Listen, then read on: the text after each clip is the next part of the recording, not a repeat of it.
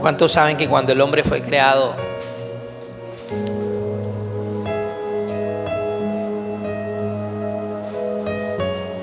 lo primero que el hombre vio cuando fue creado fue a su maestro? El hombre no fue creado sin un maestro. El hombre fue creado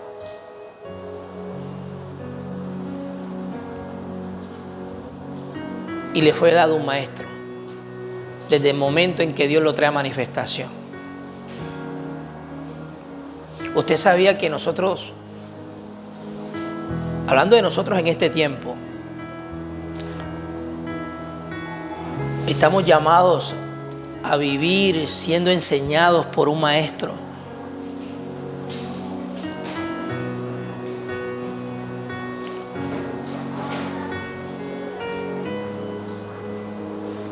Es decir, desde la perspectiva de Dios, yo no he sido creado ni llamado a tener una vida independiente. Nosotros no deberíamos tener una vida independiente. ¿Sabes qué es una vida independiente? Donde el maestro de mi corazón, de mi alma, soy yo mismo. Yo decido según lo que me parezca. Yo actúo según yo considere que es conveniente. Eso es una vida independiente. Una persona que permanentemente esté viviendo en su propia voluntad.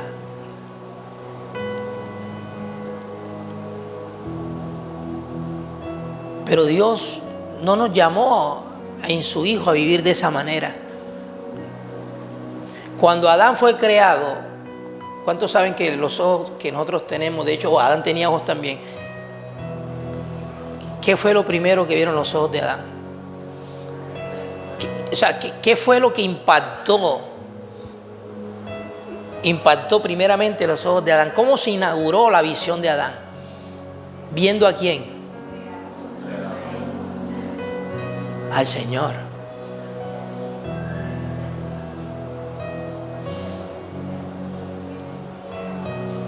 Viendo a su maestro. Porque todo lo que describe Génesis capítulo 1, verso 27-28, y creó Dios al hombre, varón y hembra los creó. Y ahí Dios especifica la razón por la cual los había creado. En cierta medida, ahí vemos unos mandamientos, pero también vemos una enseñanza que posteriormente comenzó a extenderse. Dios le enseñó para qué había sido creado. Le dejó claro la razón de su existencia, por lo cual, la razón por la cual lo había traído a manifestación. Y Dios comienza a dirigirlo, dirigirlo. ¿Qué debe hacer y qué no debe hacer? Adán no tenía autoridad para cuestionar lo que Dios le estaba diciendo. Porque la fuente de aquel que era el mismo Dios, esa fuente de enseñanza, es fidedigna, es confiable, es buena, porque de todo lo creado Dios es la única fuente de bien que hay. Y él no debía cuestionar nada de lo que Dios le dijo. No tendría que haber un espacio o darle lugar a razonar lo que Dios le dijo. Porque Dios le muestra su bondad. Dios manifiesta su gracia. ¿Adán pidió que Dios lo creara? No, es por el puro afecto de la voluntad de Dios que Dios lo crea, que Dios lo establece como Señor de la tierra, para que lo representara a Él, para que Él fuera ese elemento receptor de su propósito y Adán extendiera la imagen y semejanza de Dios en la tierra. Que Adán fuera colaborador en ese vínculo que manteniera de manera armónica el cielo con la tierra, sin ninguna división. Porque tanto el cielo como la tierra fueron creados para la expresión de una sola voluntad. La voluntad del Creador.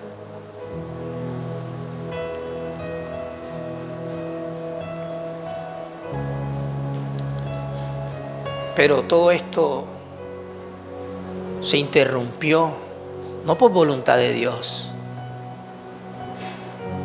sino por voluntad propia del hombre. Amado, Dios nunca va a hacer nada en contra de tu voluntad. Él aparece y nos llama para que estemos participando de la voluntad de Él, eso es cierto.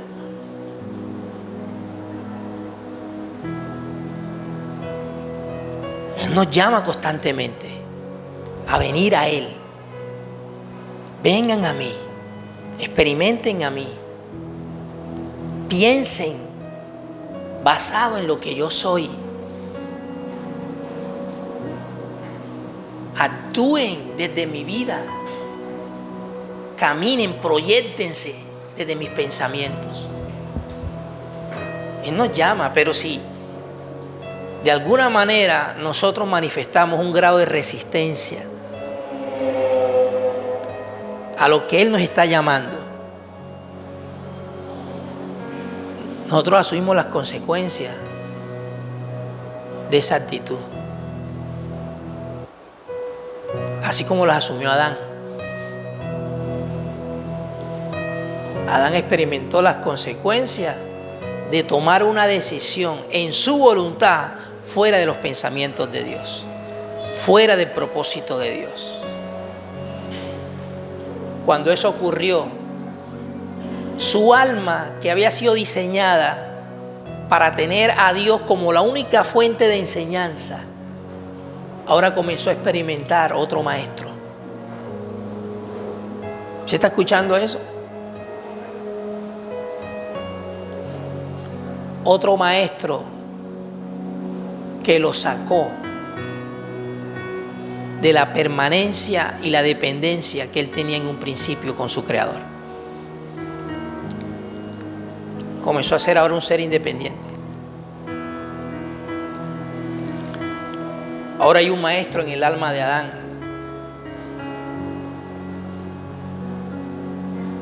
que le trae deseos, le trae deseos que son totalmente contrarios a los deseos de Dios.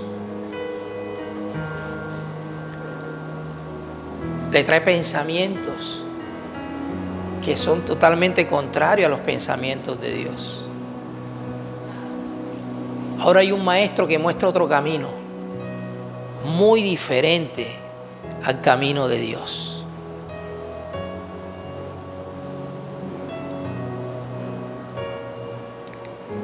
Y hay una proyección de vida totalmente errada,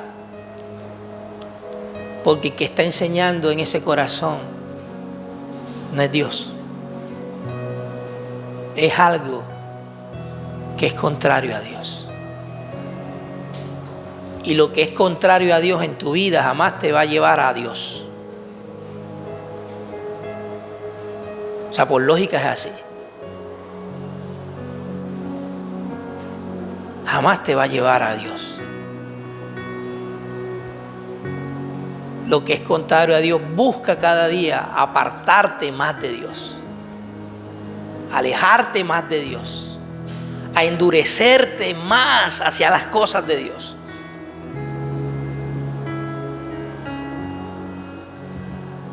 Amado, claro, esto tiene una expresión externa, pero esto inicia internamente. Y va creciendo. Y va creciendo. se va haciendo más fuerte. Eso va hallando más peso en tu corazón cada día si no te apercibes.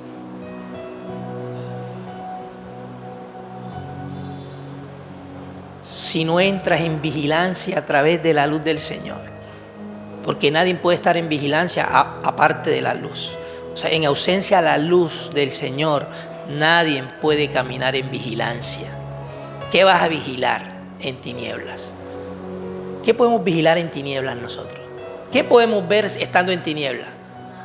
Pero si hay luz, la luz muestra todo. Las intenciones del corazón, los pensamientos más íntimos. En lo que queremos hacer realmente, qué es lo que está promoviendo eso precisamente que queremos hacer. La luz muestra eso. Y si la luz, en ese sentido hay un gran beneficio maravilloso de parte de la luz en nuestros corazones. ¿Por qué? Porque la luz muestra el maestro equivocado. Lo desnuda, lo descubre. Pero también muestra el maestro correcto. La luz lo hace. Nadie puede decir que por el hecho de haber creído ya en Cristo no tiene necesidad de entender esto. Amado, por cuanto ya hemos creído en Cristo, nos urge la necesidad de entender esto. Hay dos cosas dentro de nosotros que se oponen. Una es contra la otra y la otra contra la otra. Se oponen entre sí. Una busca mantenerte donde siempre te ha venido manteniendo. Y la otra está en busca de sacarte de la condición en la cual has venido estando. Mi pregunta, ¿quién queremos realmente que sea el maestro de nuestra alma? ¿Por quién queremos seguir siendo enseñados?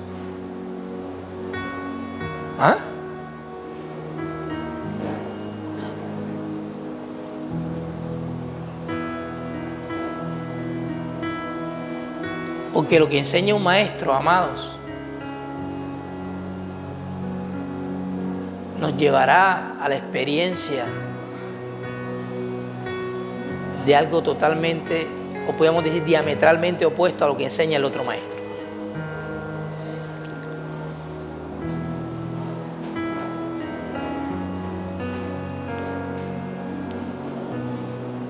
La enseñanza de Dios es una enseñanza en amor. Dios nos enseña mostrando así su misericordia.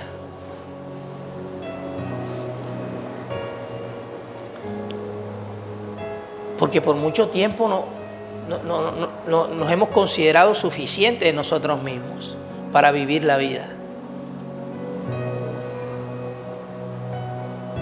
Muchos confían más en las cosas que en sus fuerzas pueden estar logrando que en Dios.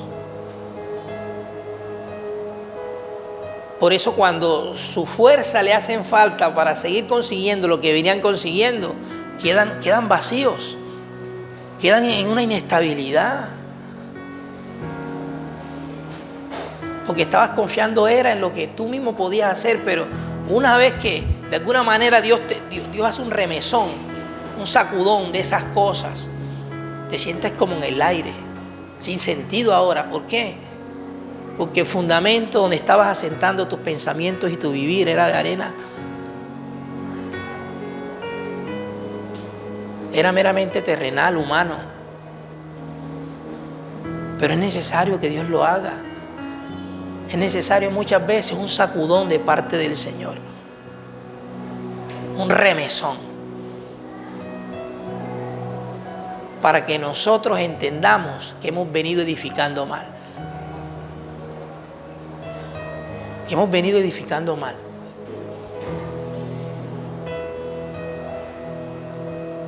Él aparece mostrando lo que es contrario a Él, pero también Él se presenta como esa oportunidad que tenemos de salir de esas cosas.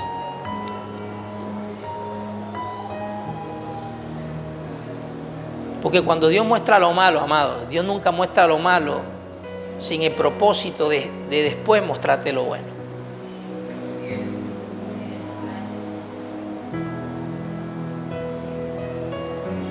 Y lo bueno es Él.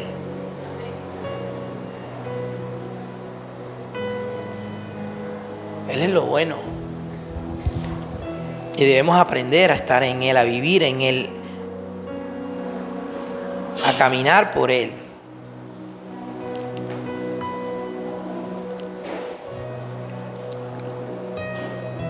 Salmo 86, verso 11.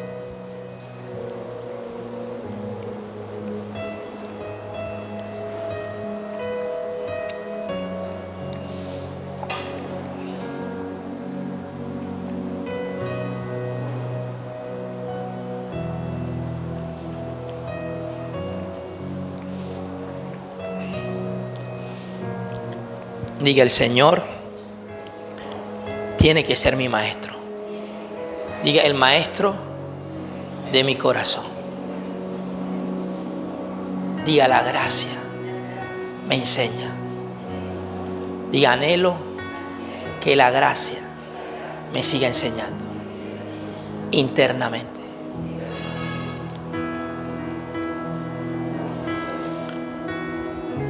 Dice: enséñame, oh Jehová, que tu camino. ¿Quién es el único que puede enseñar el camino de Dios? Diga: Él mismo, Dios.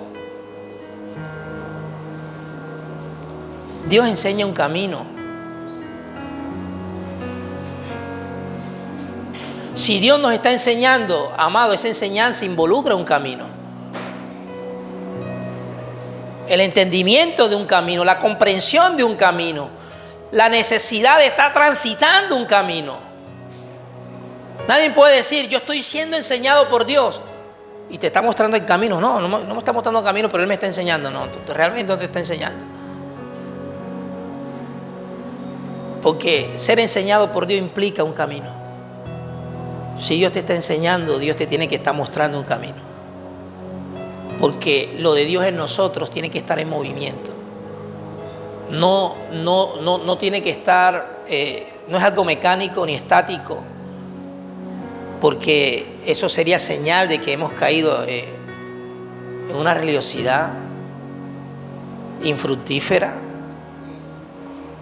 Cuando hago infructífera hablo de carencia de fruto, una religión carente de la expresión de nuestro Salvador. Eso es religiosidad, donde hacemos muchas actividades externamente repetitivas, pero en nuestro corazón no está pasando nada de parte de Dios. Eso se llama religiosidad. Pero el camino es para que lo de Dios esté en movimiento en nosotros. Todo lo que es de Dios en nosotros, y dicho sea de paso, no hay bien en nosotros aparte de Cristo. Lo único bueno que tú y yo tenemos es Cristo, es su semilla. Todo lo que esté fuera de esta semilla siempre será malo. Siempre. Entonces, si Dios nos está enseñando, esta enseñanza involucra el entendimiento de un camino donde Dios quiere vernos ¿qué?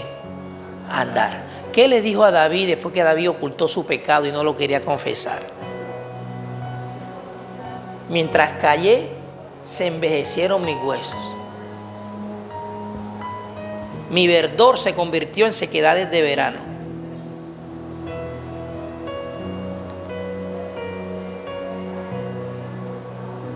Ahora, él estaba en esa condición no porque Dios quería mantenerlo en esa condición, era porque él no había confesado su pecado. Desde el momento que él tomó la decisión de confesar su pecado, confesar su transgresión a la justicia de Dios, a la naturaleza pura y santa de Dios, dice que Dios lo perdonó. Y después que Dios lo perdonó, dice: te enseñaré el camino. Te haré entender y te enseñaré el camino. Salmo 32:8. Búsqueme ese versículo, después nos rezamos por acá nuevamente. Salmo 32:8. Dice: te haré entender y te enseñaré. ¿El qué? El camino. ¿Quién iba a comenzar nuevamente a enseñarle a David? El Señor. ¿Quién iba a traerle otra vez un entendimiento fresco de la fuente misma del Espíritu en el corazón de David, el Señor. ¿Y qué involucra su enseñanza? Aquí lo ratificamos una vez más. ¿Qué involucra? Un camino. Te haré entender y te enseñaré, ¿qué? El camino. Amados, si no nos apartamos de lo malo, no vamos a entender nunca este camino. David tuvo que apartarse del pecado, pedir perdón al Señor en humildad, reconocer su maldad. Y Dios lo perdonó. Claro que Dios perdona pecados, pero Dios también nos cambia de dirección. No es solamente que me arrepentí, le pedí perdón a Dios, Señor, perdóname por lo que hice, pero a los 2 días estás haciendo lo mismo por lo cual estás pidiendo perdón al Señor hace 2 días atrás. O sea, no has cambiado de líder. Sigue sujeto al maestro que te llevó a hacer esas cosas. Entonces realmente eso no es un verdadero arrepentimiento. Un verdadero arrepentimiento te lleva a cambiar de líder. En pocas palabras, a cambiar de camino. Sales del camino que te estaba destruyendo, porque el pecado destruye. Toda expresión de la carne que esté en gobierno en un corazón esclavizándolo, está trayendo destrucción. Está estorbando, obstaculizando nuestra verdadera comunión con el Señor. Por eso destruye, porque donde no está el Señor haciendo presencia, ahí nada puede ser preservado. Nada puede ser preservado. Entonces, Él dice, te haré entender y te enseñaré el camino en que debes ¿qué? Dios sabe que hay un camino en el cual debemos ¿qué? Lo que no lo sabemos muchas veces somos nosotros, porque nos hemos hecho nuestro propio camino. Yo considero que este es el camino en el cual yo debo andar, y esto es muy sutil. Esto es muy sutil. Muchas veces se evidencia en cosas pequeñas. Nuestras pequeñas decisiones, querámoslo o no, están mostrando el camino donde hemos venido estando. Si es el de Dios o el que nos hemos puesto nosotros mismos.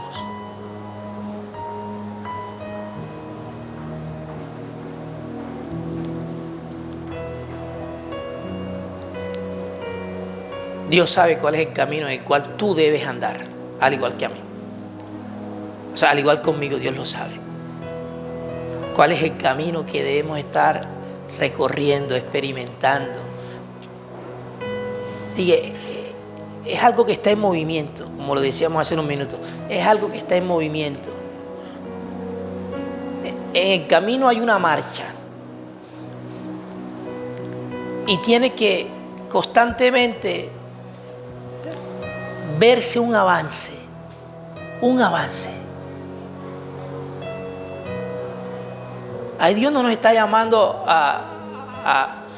de alguna manera a hacer estaciones. Es un camino que se recorre continuamente, 24/7, diga, constantemente. Constantemente tenemos que estar en movimiento. Ahora, la buena noticia es que Dios va con nosotros. No es un camino que Dios te pone y mira cómo lo caminas. Tú verás qué piensas mientras que estás caminando este camino. No. Los pensamientos, todas nuestras expresiones que estén siendo promovidas desde lo más íntimo de nosotros, las está produciendo Él. Porque Él va con nosotros. Y es un andar interno, diga interno. Es un andar interno. Mi corazón está caminando con el Señor. Qué bonito que nosotros experimentáramos y fuéramos conscientes de esta verdad. Que independientemente si se acaba un año y comienza uno nuevo, usted diga, al igual que el año pasado, así como mi corazón caminó con el Señor el año pasado, en este nuevo año mi corazón sigue caminando con mi Señor.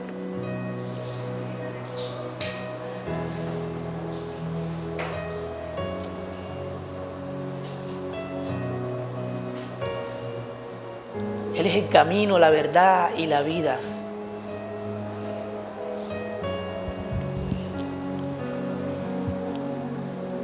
Pablo habla de extenderse a lo que está delante de él.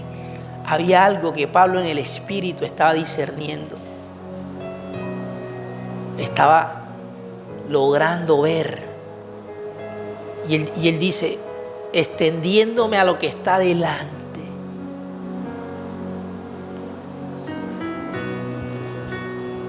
Y comenzó a dejar atrás otras cosas. Porque para extendernos a lo que está delante de este camino, debemos ser conscientes de qué cosas tienen que ir quedando atrás de nosotros. Hay que irse despojando de cosas que quizás en nuestra carne son de gran estima, pero de la perspectiva de Dios son una maldición.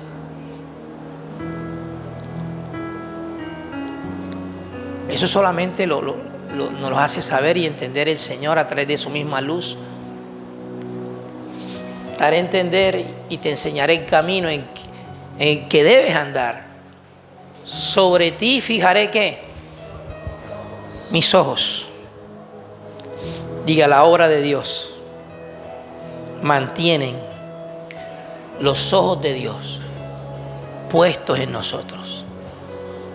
El que está haciendo la obra pasa vigilando su obra en nosotros. Aquel que ha comenzado la buena obra en vosotros, la perfeccionará. ¿Por qué la perfecciona? Número uno, porque la está haciendo Él. Por eso puede haber una expresión de lo perfecto, porque la está haciendo Dios.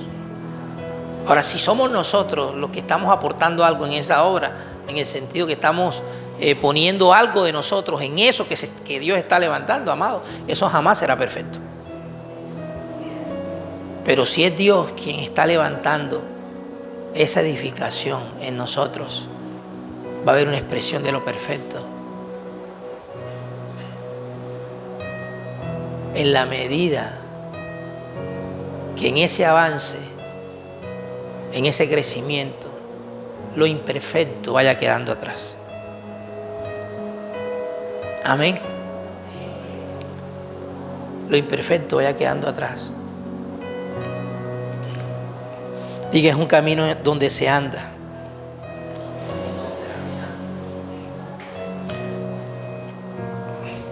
No solamente se cree, sino se anda. Porque hay muchos que dicen que creen que Cristo es el camino,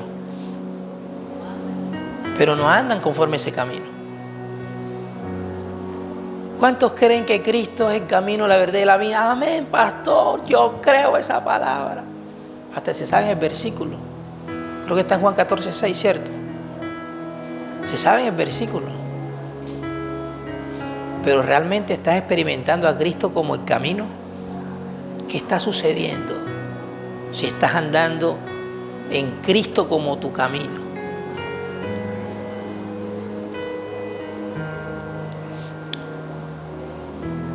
Te haré entender y te enseñaré para que creas en el camino. Él no dice así. No es solamente para que creas en el camino, para que andes en el camino.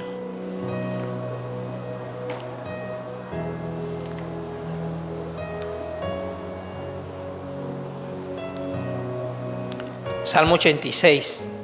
Vamos a retroceder ahí donde. Verso 11.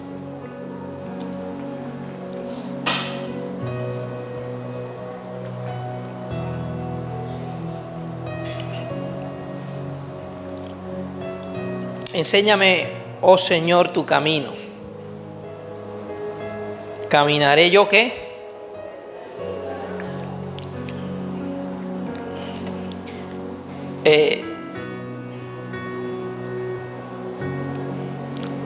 Si se puede caminar en la verdad de Dios, ¿en qué camino se puede caminar en la verdad de Dios? Diga, en el camino que Dios enseña. Diga, porque es un camino verdadero. Cualquier camino de hombres, amados, jamás nos llevará a la experiencia de la verdad. Pastor, ¿y cómo concluimos eso? ¿O cómo determinamos eso?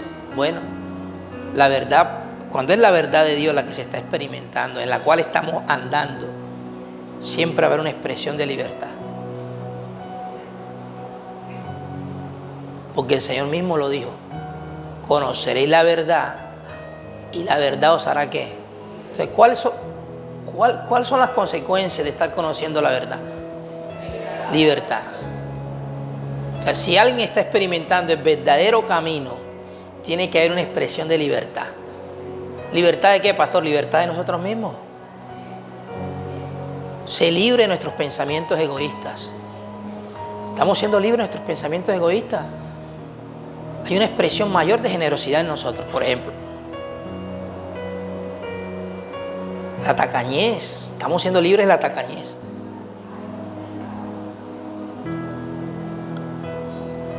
Estamos siendo libres de la ira.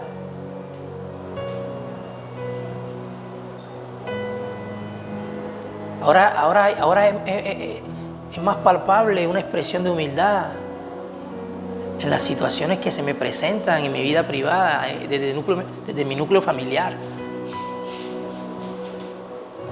Ahora se baja la cabeza, porque estamos siendo libres de la ira,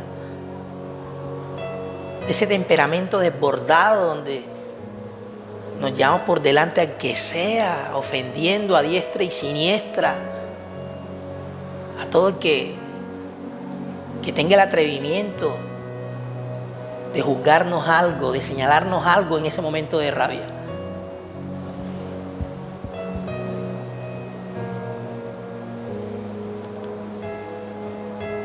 Estamos pasando por alto las ofensas. Eso es una señal de que estamos andando en el verdadero camino, que estamos experimentando la verdad. La verdad está trayendo libertad a mi corazón.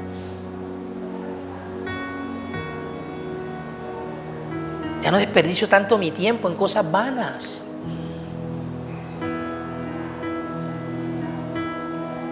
Ahora paso meditando en el Señor,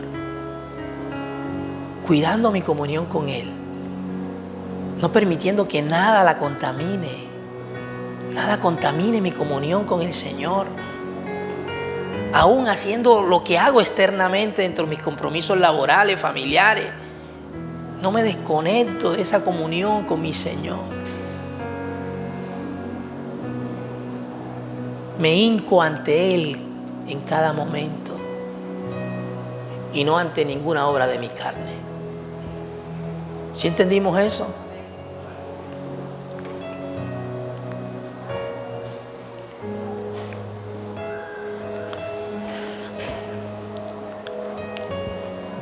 ¿Cómo caminamos en la verdad de Dios? Porque es lo que está afirmando el salmista aquí. Dice, caminaré yo en tu ¿qué? En tu verdad. Pero esta verdad está en un camino. Por eso él está señalando, enséñame, oh Jehová, tu camino. Porque la única manera de que yo camine en tu verdad es entendiendo y siendo enseñado por ti en este camino.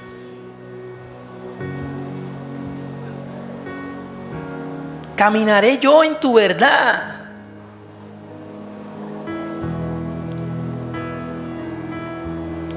La verdad se va a ir conociendo, amados. Y este versículo, de alguna manera, querámoslo o no, nos está dando a entender de que la verdad no es un concepto de lo que ya yo sé. Porque muchos piensan, yo no necesito conocer la verdad, ya yo conozco la verdad. Y nunca han caminado ningún camino. No, lo que tienes es una creencia y una doctrina en tu mente de cosas acerca de la verdad. Pero realmente la verdad como sustancia, como esencia, como esa fuente fresca, transformadora, no la estás experimentando. Porque la verdad siempre será una fuente fresca. La frescura de Dios. ¿Sí se acuerdan cuando Pedro dijo, cuando llamó al arrepentimiento a los judíos, en uno de sus discursos, para que vengan de su presencia, tiempos de qué? De refrigerio, una frescura de la verdad? Porque el hombre ha venido en descomposición, aparte de Dios, aparte de la gracia, por muchísimos años. El hombre ha venido con malos olores.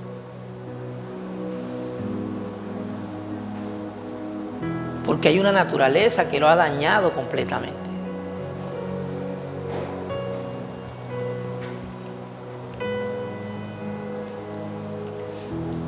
Caminaré yo en tu verdad. Y si caminamos en la verdad de Dios,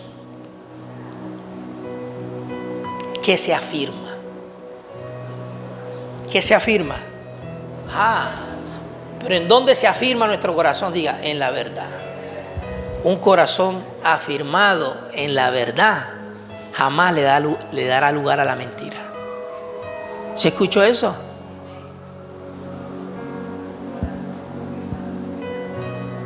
Un corazón afirmado en la verdad jamás de los jamases le dará lugar a la mentira.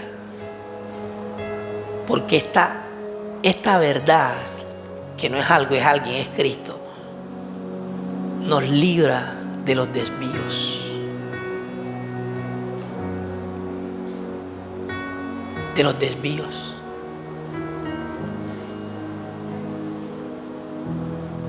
Siempre mantiene de manera clara, nítida, nuestro objetivo.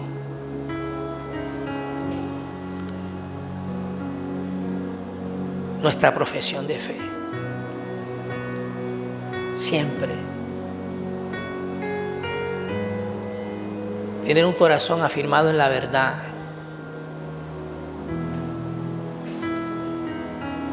Jamás te va a dejar que retrocedas.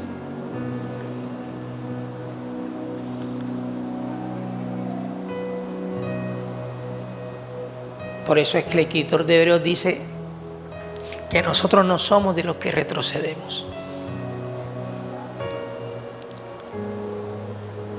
Y ahí en ese contexto, creo que está en Hebreos 10, habla de que nuestra confianza tiene gran galardón. Esa palabra confianza ahí es fe.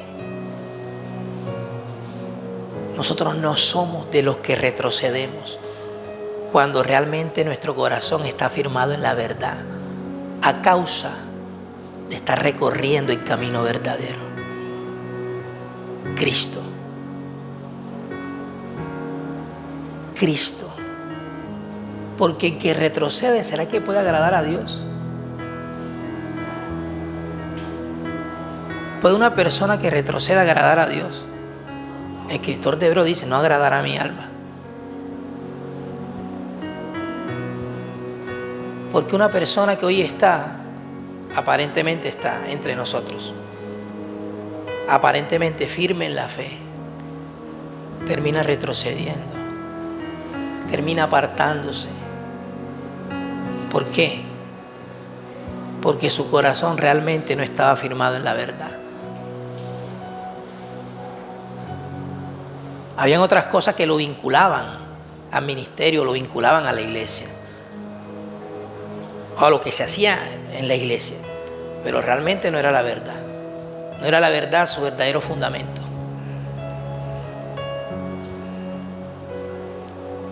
Porque el que permanece con su corazón afirmado en la verdad no retrocede, no se sale donde Dios lo puso. Permanece. Porque la misma verdad te hace permanecer. Gustas de ella. Comes de ella. Pero la misma verdad te sigue provocando a ir a ella, a estar en ella, a permanecer en comunión con ella.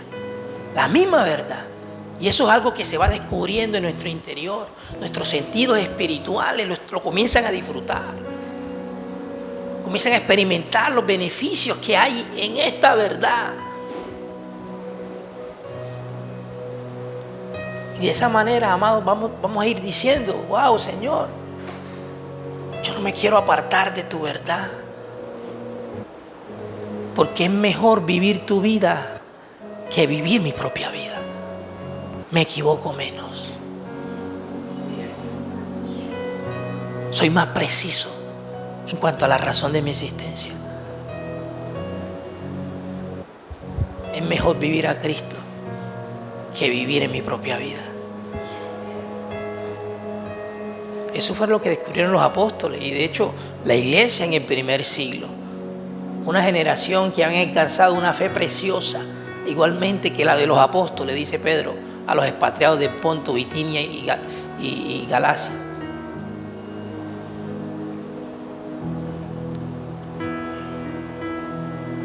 Gente que habían experimentado algo de la sustancia.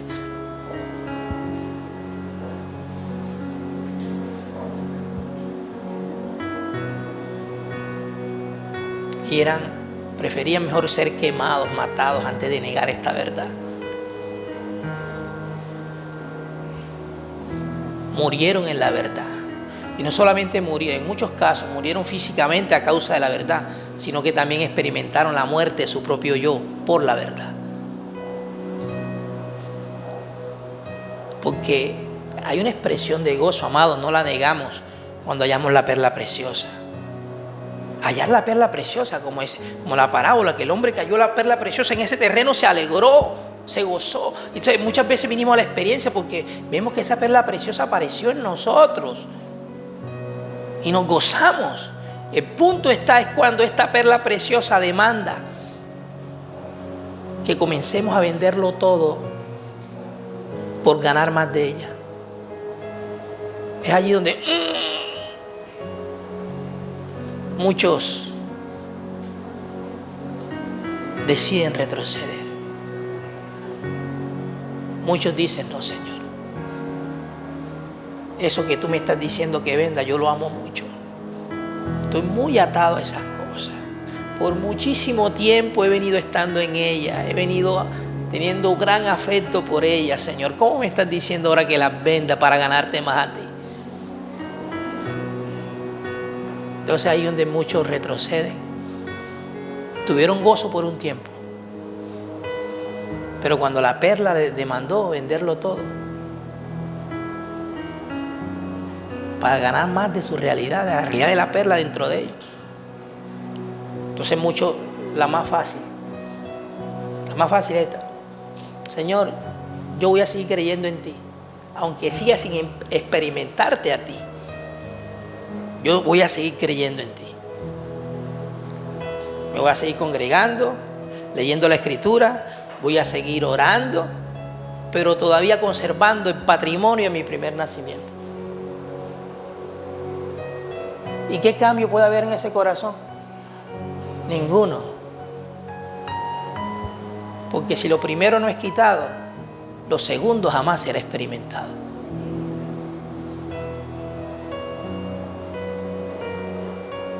Así como lo hemos dicho antes, cabe repetirlo nuevamente. Y las veces que Dios me lo traiga a memoria, a mi corazón, lo volveré a decir.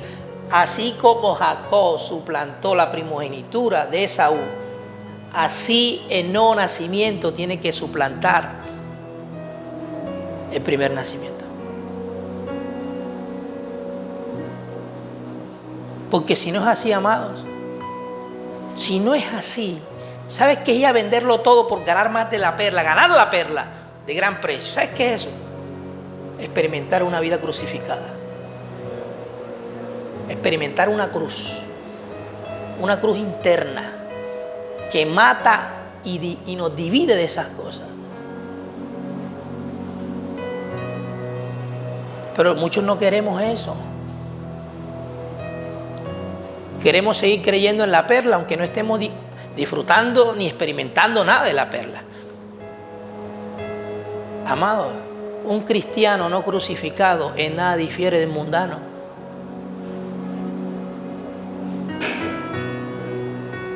En nada difiere del mundo. Bueno, si hay algo diferente, que se congrega.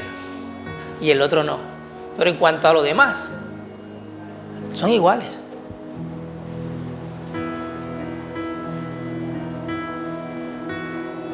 Un cristiano no crucificado en nada difiere del mundano.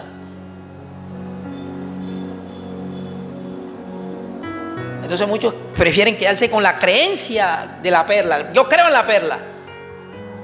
Y ya, es suficiente para Dios. Y Dios, no. No es suficiente que creas en la perla. Tienes que cargar tu cruz cada día. Para que de esa manera estés vendiendo todo. Y ganando más de la perla. Pastor, ¿eso es negociable de la perspectiva de Dios? No. No hay un evangelio sin cruz. Porque si hubiera un evangelio sin cruz, y de hecho lo hay, pero no es el evangelio de Dios. Hermano, los afectos por las cosas terrenales no se aniquilan, no se matan. Un evangelio sin cruz mantiene esos afectos, esos deseos por las cosas de abajo latentes, vivos.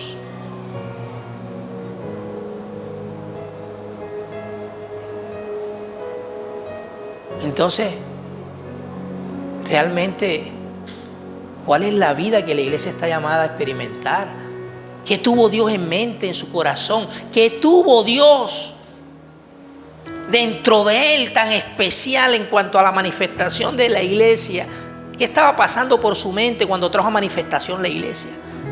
Para que esta iglesia viviera todavía atada a las cosas de abajo, viviendo en su propia voluntad, cumpliendo sus propios deseos particulares, amando el mundo, viviendo en la carne. ¿Será que esa es la iglesia que Dios tuvo en mente cuando envió a su hijo a morir en la cruz? ¿Ah? Esa es la iglesia que es columna y baluarte de la verdad. La casa de Dios, de Dios vivo, esa es la iglesia.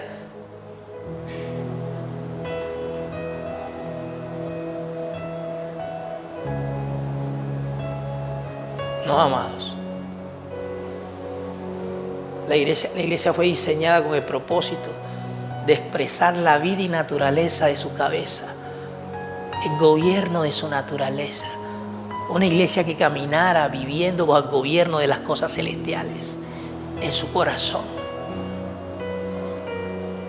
La iglesia ha venido con el propósito de que camine en y por el Espíritu.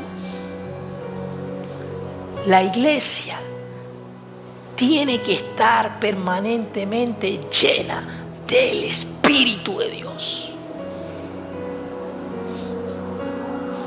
Llena del Espíritu de Dios.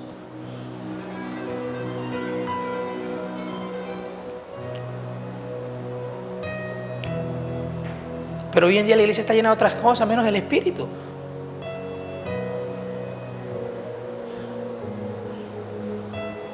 Está llena de otras cosas menos del Espíritu. Todavía mi voluntad sigue mandando. Todavía sigo haciendo lo que se me da la gana a la hora que quiero y con quien quiera. Todavía lo de Dios lo veo como una opción. Algunas veces sí, otras veces no. Hoy siento que sí, a lo de Dios le doy lugar, le abro puertas, pero otro día no siento abrirle la puerta al Señor en mis decisiones, en lo que hago, en lo que pienso. ¿Cuándo va a crecer la semilla allí? ¿Ah? Si no hay una convicción reinante del Espíritu en el corazón, ¿cuándo va a crecer la semilla así? Cuando todavía nuestra fe es voluble, nuestra fe está condicionada a los acontecimientos que nos estén pasando en nuestro entorno. Me fue bien en el trabajo, hoy sí me congrego. No me salió el contrato, no me congrego. Hoy no oro, ay, mañana sí. Hoy sí me siento con ganas de acercarme a Dios. Pero eso que en un momento físicamente o externamente te estaba era beneficioso, era placentero para tu hombre externo, de un momento a otro se tornó para mal. No quiero nada con el Señor. ¿Por qué? Porque tus expectativas están basadas en el hombre externo. Eso sucede cuando pasa eso. Cuando asumimos el evangelio, un evangelio, una fe, un Dios basado en los beneficios de nuestro hombre externo. No sabiendo que Dios lo primero que busca es tratar con nuestro hombre interno. Nuestro hombre interior. Que nuestro hombre interior sea su morada, sea su casa, donde Él se siente a reinar, donde su naturaleza está impregnando, invadiendo nuestro ser completamente, independientemente de lo que esté aconteciendo a tu alrededor. Así lo vivió Pablo y muchos de los creyentes de la antigüedad. A Pablo no le interesaba si estaba libre o preso. ¿Qué tanto podía estar afectándolo el gobierno de los hombres a su hombre exterior? No le importaba eso, porque en el interior él estaba bajo otro gobierno. Lo que estaba experimentando fuera él sabía que era temporal, pero lo que estaba experimentando dentro de él sabía que eso sí era eterno. Y por eso aprendió a contentarse, no importando su situación, sea de abundancia o de escasez. Se mantuvo en comunión con esta fuente de verdad. Porque estaba lleno de Dios. Porque Él dice esto. La palabra de Cristo, Colosenses 3:16, la palabra de Cristo more ¿qué? En abundancia en vosotros. ¿Por qué Él dice eso? ¿De dónde Pablo sacó esa expresión? ¿De dónde vinieron esas palabras? ¿Será que se le dio por escribirla así o lo está escribiendo dentro de una experiencia propia en el corazón? ¿Ah? ¿Será que Pablo estaba experimentando que la palabra de Cristo estaba en abundancia en él? ¿Estaba experimentando los beneficios de esa palabra abundante en él? Claro que sí.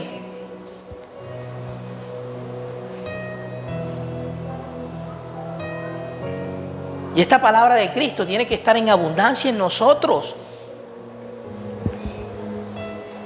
Porque si está en abundancia, amados, hay abundancia de enseñanza.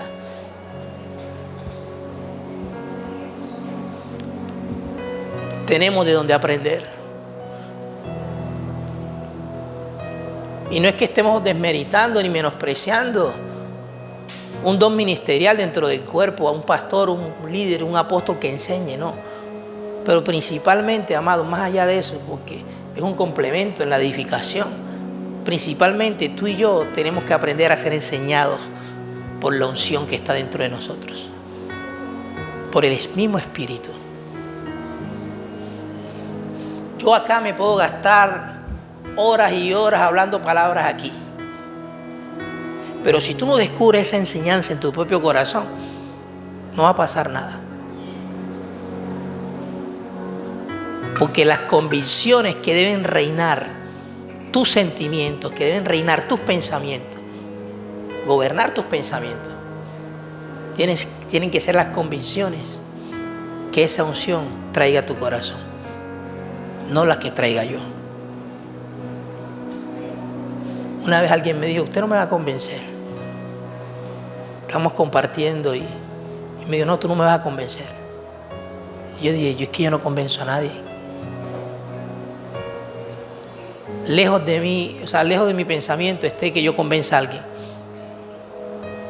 Yo comparto de lo que he venido siendo convencido por el Señor. Pero esa convicción que tiene que venir a tu corazón no puede venir por ningún hombre. Tiene que venir del mismo Espíritu.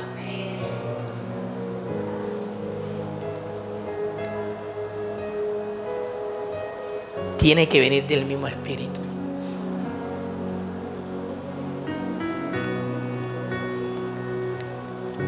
Y la iglesia ha sido llamada a ser la expresión de lo celestial aquí en la tierra. Una comunidad conformada por hijos de Dios sencillos y sin manchas, que vienen a ser luminares en medio de una generación perversa y maligna. Esa es la iglesia.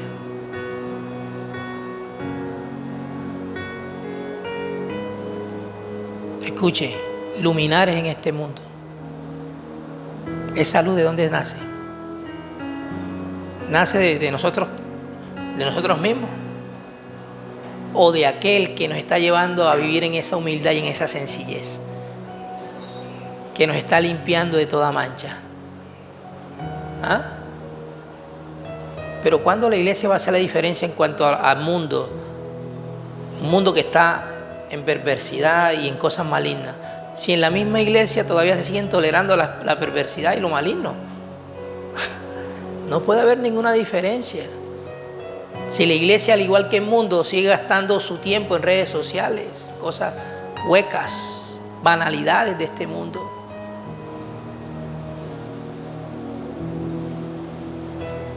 No va a pasar nada.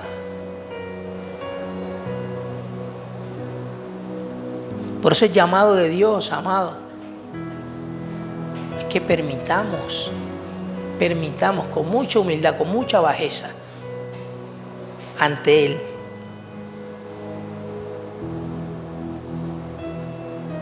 Que Él siga haciendo su obra y que de nuestra parte no haya ninguna clase de obstáculo. Que nosotros mismos no seamos estorbo a lo que Dios quiere hacer en nuestro corazón. Que si Él viene mostrando el camino, la luz está mostrando el camino, la luz nos está haciendo entender el camino, porque nos está haciendo participar de lo que Dios está viendo. Estamos viendo el camino que Dios está viendo, donde Dios quiere vernos andar.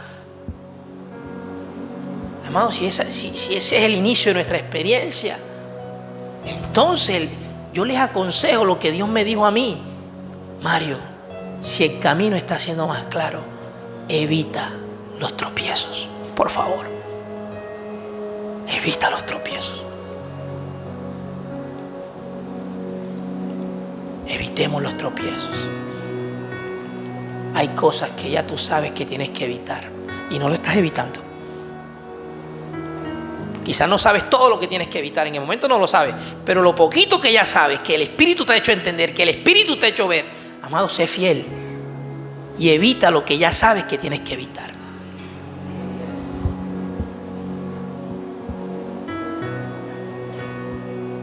Lo que ya logras ver, evita eso.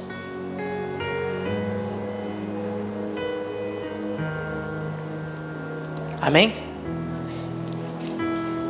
Que el Señor nos ayude en este camino.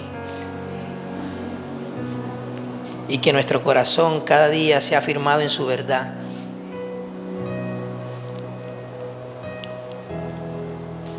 Cuando la verdad realmente es el fundamento de un corazón,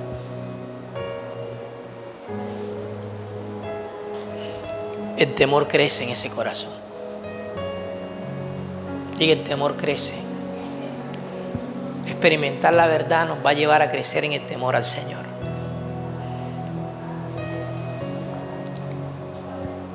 Enséñame, oh Jehová, tu camino. Caminaré yo en tu verdad. Dice, afirma mi corazón. ¿Para que qué? Para que tema. ¿Tema qué? A tu nombre. Hermano, qué triste que la iglesia hoy en día le tenga más temor al hombre que a Dios. Sea más fiel al hombre que a Dios.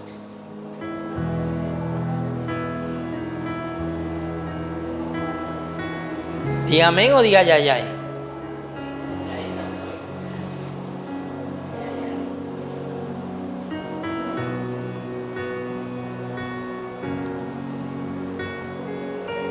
Afirma mi corazón en tu verdad para que yo pueda temer a tu nombre. No le tememos a Dios. Pastor, es que Dios es bueno. No, pastor, la gracia de Dios es maravillosa, pastor. Él me entiende. Por cuanto Él es bueno y en Él ciertamente hay entendimiento, porque Él es la fuente de todo entendimiento. Por eso nos advierte. Por eso nos llama, se manifiesta, evitando que nosotros nos salgamos de donde Él no quiere que nos salgamos. En una decisión, no sé, en un pensamiento. Ahí siempre va a aparecer el Señor advirtiéndote. Pero ya es tu consideración si aceptas y sometes a lo que Él te está diciendo.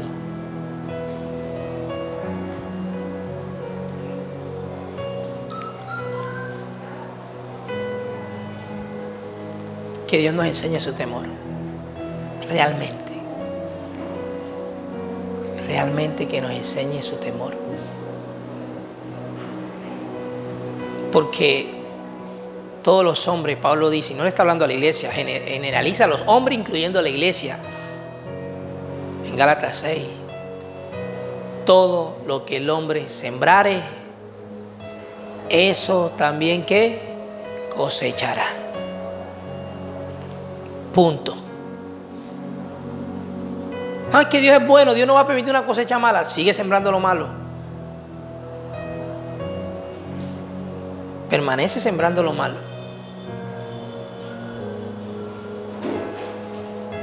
Ve, ayer colapsó un poquito redes sociales. Bueno, yo no entro a redes sociales, pero por YouTube vi la noticia en Caracol de que había muerto un cantante de música popular aquí en Colombia. Algunas veces creo que lo alcancé a ver en un programa de Caracol, creo que salió de música.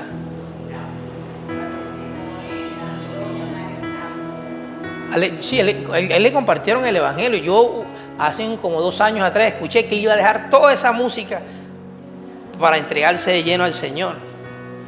Pero nada de eso, hermano.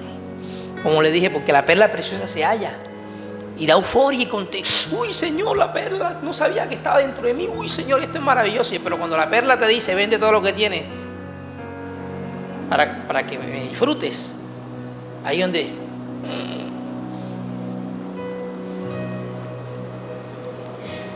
Vea, a él le predicaron y todo eso. O sea, y esto no lo hago porque da tristeza, ¿no?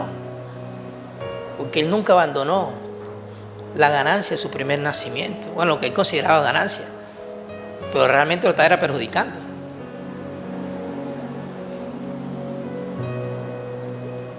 Y tuvo muchos sueños. Ahora escuché, tuvo muchos sueños donde había una advertencia de una muerte aérea. Como 3 sueños tuvo. Que él se veía que moría en un accidente aéreo. Dios advirtiéndole. Pienso yo que Dios advirtiéndole.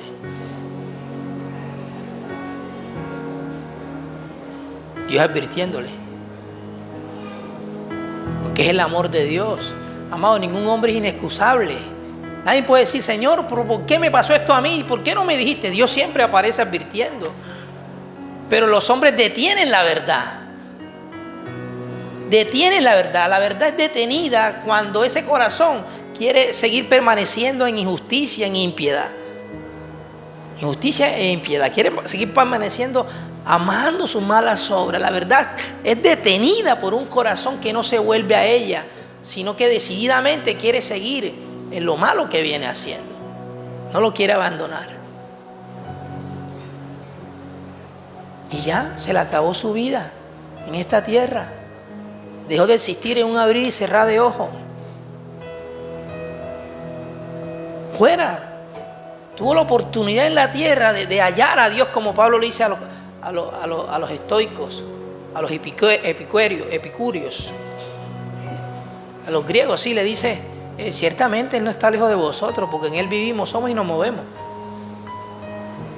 Que Él nos ha prefijado el orden de los tiempos, los límites de nuestra habitación. Nos ha dado tiempo y lugar en esta tierra para que le hallemos, para que participemos de su eternidad, para que participemos de su luz, participemos de su bondad, de lo que Él es por naturaleza. Todos los hombres tienen la oportunidad, porque la palabra viva y eficaz, esta palabra que es la luz de todos los hombres, es Cristo mismo, el Verbo eterno, que es la razón por la cual existen todas las cosas, está cerca.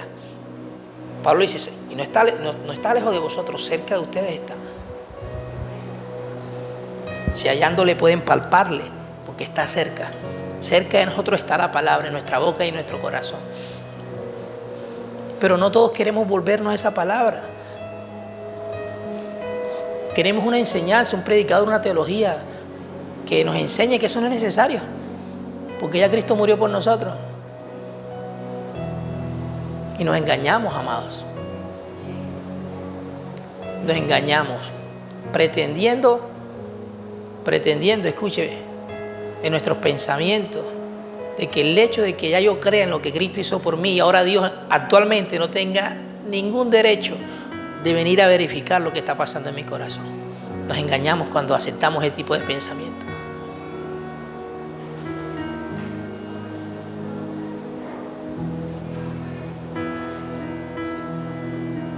El tiempo es corto. La noche está avanzada. Vigilemos, amados. Vigilemos. Vigilemos en la luz del Señor. A través de la luz del Señor. Vigilemos. Amén. Paz y gracia al Señor. Denle un fuerte aplauso.